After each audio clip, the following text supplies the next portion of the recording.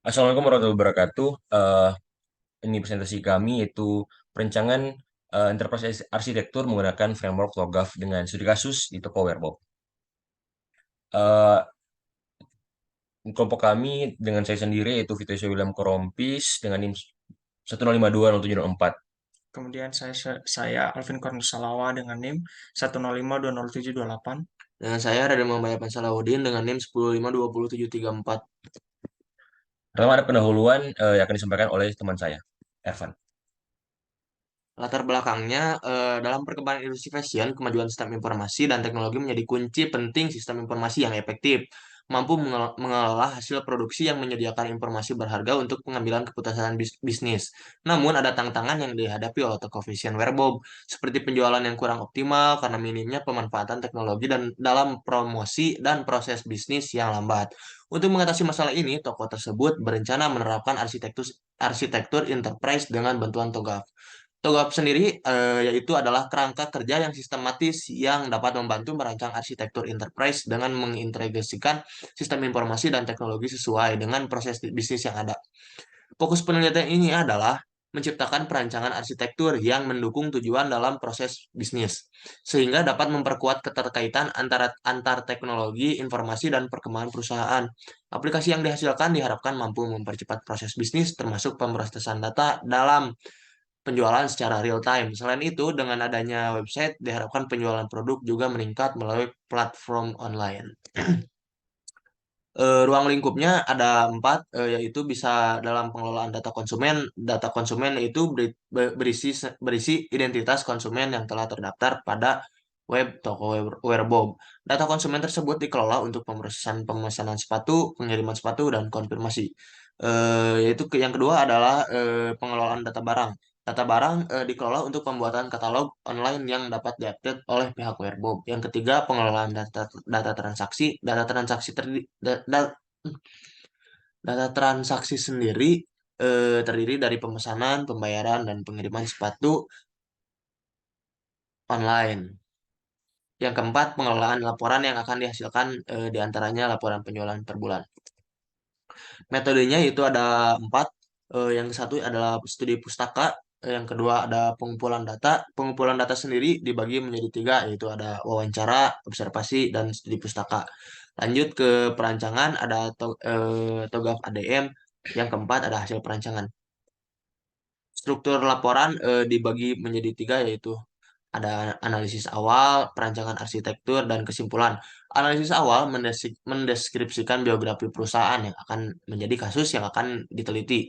Selanjutnya menjelaskan permasalahan dalam tantangan yang akan dihadapi oleh perusahaan. Kemudian bagian terakhir adalah mengidentifikasi dan menganalisa stakeholder yang terlibat dalam melaksanakan enterprise arsitektur. Perancangan arsitektur dibagi menjadi 5 bagian. Yang pertama ada arsitektur vision, yang kedua ada bisnis arsitektur, yang ketiga ada informasi sistem arsitektur, yang keempat ada teknologi arsitektur, yang kelima ada opportunity dan solusi.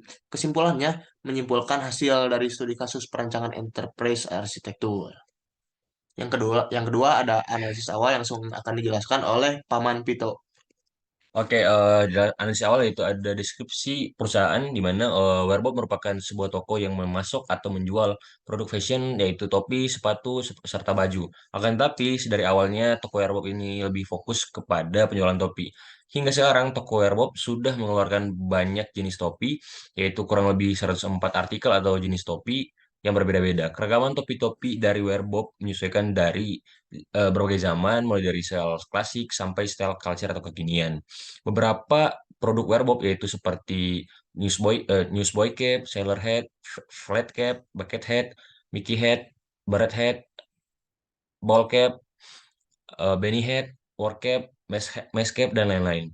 Eh, The Hallway Space di Pasar Kosambi, yaitu ada di Kecamatan Sumur Bandung, di Kota Bandung, merupakan lokasi di mana toko wearbob tersebut berada. Dan juga merupakan tempat Hallway Space tersebut merupakan tempat para UMKM culture di Kota Bandung. Werewolf ini sendiri sudah berdiri sejak tahun 2015 hingga saat ini masih berada di The Hallway Space tersebut. Kemudian visinya menjadi destinasi utama dan terpercaya dalam mendapatkan topi modis berkualitas beragam gaya di Kota Bandung pun Indonesia, serta memberikan pengalaman belanja yang menyenangkan dan memuaskan bagi setiap pelanggan. Kemudian misinya yang pertama menyediakan beragam topi modis dari merek lokal dan internasional. Dan juga yang kedua memberikan pelayanan ramah dan informatif kepada pelanggan, kemudian menampilkan koleksi topi dari desainer lokal untuk mendukung produk dalam negeri, kemudian menawarkan pilihan topi kasual hingga formal dengan bahan berkualitas, kemudian memberikan program diskon dan juga loyalitas untuk pelanggan setia, dan serta mengutamakan bahkan ramah lingkungan dalam produk Werbob, kemudian juga aktif dalam kegiatan sosial dan budaya di Kota Bandung. Kemudian identifikasi masalah dan tantangan yang pertama, menyediakan lebih dari 100 jenis topi berbeda bisa menjadi tantangan dalam manajemen stok pergundangan dan perencanaan produksi. Perencanaan produksi overstocking atau understocking dapat menyebabkan kerugian dan pengalaman belanja yang kurang memuaskan hingga bagi pelanggan. Kemudian yang kedua ada industri fashion yang sangat kompetitif menuntut toko Eropa untuk tetap relevan dan menarik minat pelanggan dalam persaingan dengan merek dan toko fashion lain yang menawarkan produk sejenisnya. Kemudian yang terakhir, meskipun Werbob berkomitmen untuk menggunakan bahan ramah lingkungan, menerapkan praktik bisnis berkelanjutan mungkin menghadapi tantangan dalam hal biaya dan pemenuhan permintaan pelanggan terhadap produk yang berkesan lingkungan. Nah, ada analisis stakeholder-nya, di mana ada struktur organisasinya, di mana ada sesuai hierarki, itu ada pemilik, yang paling atas juga di bawahnya ada manajer toko, dan juga di bawahnya ada tim produksi, ada tim gudang, dan juga tim pemasaran, yang juga di bawahnya ada admin dan juga karyawan. Di mana pemilik adalah individu atau kelompok yang memiliki saham atau kepemilikan atas toko Werbob. Di mana tugas pemilik termasuk atau owner termasuk mengambil keputusan strategis terkait visi, arah, dan pengembangan toko. Pemilik juga bertanggung jawab untuk menyusun rencana bisnis, mengelola keuangan, dan memastikan keberlanjutan dan profitabilitas toko. Ada juga manajer toko yang bertanggung jawab atas pengelolaan operasional sehari-hari toko. Juga tugasnya termasuk mengawasi staf, mengatur jadwal kerja, menyusun laporan penjualan, mengelola inventaris, serta memastikan bahwa toko berjalan dengan efisien dan efektif. Juga ada tim produksi yang bertanggung jawab untuk memproduksi dan menyediakan produk topi yang akan dijual di toko. Tim produksi ini berkolaborasi dengan desainer lokal atau produsen dengan menciptakan topi-topi yang sesuai dengan kebutuhan pasar dan tren fashion. Juga ada tim gudang yang bertugas mengelola stok dan menyimpan produk-produk toko secara efisien. Mereka memastikan produk-produk siap untuk dijual di toko dan menjaga catatan inventaris agar tetap akurat. Juga ada tim pemasaran yang memiliki peran penting dalam mempromosikan toko Airbob dan produk-produknya, di mana mereka mengembangkan strategi pemasaran, merancang kampanye iklan, mengelola media sosial, dan berusaha meningkatkan keseruan dan citra merek Airbob. Juga ada admin yang menangani tugas-tugas administratif yang mendukung operasional toko, yang dimana juga bisa mengelola keuangan, membantu dan pengelolaan inventaris, mengelola data pelanggan, serta menyusun laporan keuangan dan operasional. Jadi terakhir ada karyawan yang mana ujung tombak dalam memberikan pelayanan kepada pelanggan. Tugas karyawan yaitu mencakup membantu pelanggan dalam pemilihan produk, memberikan informasi tentang produk, membantu dalam proses transaksi, serta menjaga kebersihan dan kerapian toko. Juga terakhir ada perancangan arsitektur yang akan disampaikan oleh Arvin Cornelius. Baik teman-teman, perencanaan arsitektur. Di sini ada pendekatan arsitektur. Di sini ada prinsip dan deskripsinya. Prinsip bisnis arsitektur yang dibuat diharapkan dapat membantu penjualan produk dari Werbob dan sesuai dengan sistem dari toko Werbob. Kemudian prinsip aplikasi. Aplikasi yang dibuat harus dapat digunakan dengan mudah bagi itu pelanggan, karyawan, dan pemilik, sehingga mempermudah berjalannya proses bisnis di toko Werbob. Kemudian ada prinsip data. Data yang digunakan akan disimpan dengan aman dan data harus akurat serta terstruktur, sehingga dapat digunakan dengan mudah dan mudah dimengerti. Prinsip teknologi, karena berkaitan dengan teknologi maka dibutuhkan hardware yang terhubung dengan jaringan sosial. Kemudian di sini ada pendekatan arsitektur. Di sini ada 5W tambah 1H yang dimana pertama itu kan data barang, data distribusi barang, dan karyawan. W, pemilik toko Werbob. Where, DHW Space, Pasar Kosambi, Blok D, nomor 6A, Kabupaten Pisang, Kecamatan Sumber Bandung, Kota Bandung, Jawa Barat, 40112. When, sistem dibuat di tahun ini yaitu 2023. Why, bertujuan untuk membantu penjualan toko secara online agar lebih mudah, efisien, dan meningkatkan penjualan.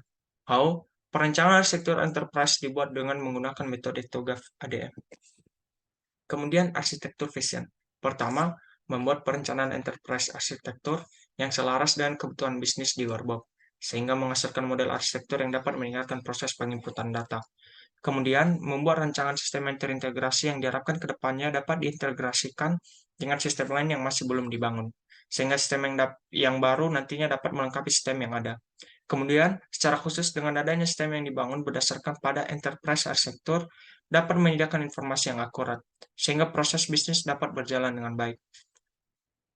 Kemudian, pada dasarnya sistem lebih mengutamakan penggunaan soft copy dokumen. Dengan demikian, proses distribusi dokumen akan menjadi lebih mudah dan lebih hemat tempat penyimpanan fisik dokumen. Kemudian ada arsitektur bisnis. Di sini ada arsitektur bisnis, analisis, serta targetnya. Pertama, penjualan masih offline. Di sini analisisnya membutuhkan aplikasi penjualan, dan targetnya telah ada aplikasi penjualan. Kedua, pendataan masih manual. Analisisnya membutuhkan aplikasi sistem yang dapat mendata otomatis. Targetnya itu pendataan sudah tidak manual, melainkan dengan aplikasi. Ketiga, pengecekan stok masih manual. Analisisnya membutuhkan aplikasi sistem yang dapat terintegrasi dengan stok barang. Targetnya itu pengecekan sudah tidak manual lagi, melainkan dengan aplikasi. Yang terakhir, promosi masih manual. Analisisnya membutuhkan aplikasi yang terhubung dengan sosial media sehingga lebih mudah dalam promosi. Targetnya itu telah ada aplikasi yang terhubung dengan sosial media. Kemudian di sini ada requirement data. Pertama, data disimpan dengan aman. Kedua, tidak ada redundansi data. Ketiga, mudah diakses sesuai ketentuan. Keempat, format data konsisten. Kemudian di sini ada ERD-nya. Di sini ada pelanggan, ID pelanggan, nama pelanggan. Barang, ada ID barang, harga satuan, stok. Karyawan, ada ID karyawan, nama karyawan. Transaksi, ada ID transaksi, ID pelanggan, ID barang, ada ID karyawan, tanggal transaksi. Kemudian ada detail transaksi, di mana ada ID barang, jumlah pembelian, dan harga satuan. Kemudian di sini ada rekrutmen aplikasi. Di sini, pertama, mudah diakses dan digunakan. Kedua, memiliki petunjuk panduan penggunaan. Dan ketiga, bisa digunakan semua kalangan. Di sini kita mencari beberapa aplikasi. Pertama, Warebob A, yang dimana fungsinya aplikasi menjual barang. Kemudian Goods Warebob, fungsinya aplikasi untuk mendata barang. Dan terakhir Transaction Warebob, yang dimana fungsinya aplikasi untuk mendata transaksi. Di sini ada arsitektur teknologi yang dimana teknologi yang dibutuhkan. Pertama, server untuk menampung aplikasi beserta data toko. Kedua, jaringan. Jaringan adalah perangkat terhubung agar perangkat terhubung ke jaringan internet. Yang terakhir, perangkat. Perangkat digunakan untuk mengakses aplikasi toko seperti laptop, komputer, dan smartphone. Kemudian di sini ada peluang dan solusinya, yang dimana kita merancangnya dalam bentuk SWOT, yang itu pertama, strength, toko Warebob berfokus pada fashion, dan fashion merupakan salah satu hal yang diutamain anak muda zaman sekarang. Kemudian ada weakness, toko Warebob adalah toko yang menjual barang merek lain, sehingga yang diketahui adalah merek barang tersebut, bukan merek dari Warebob itu sendiri.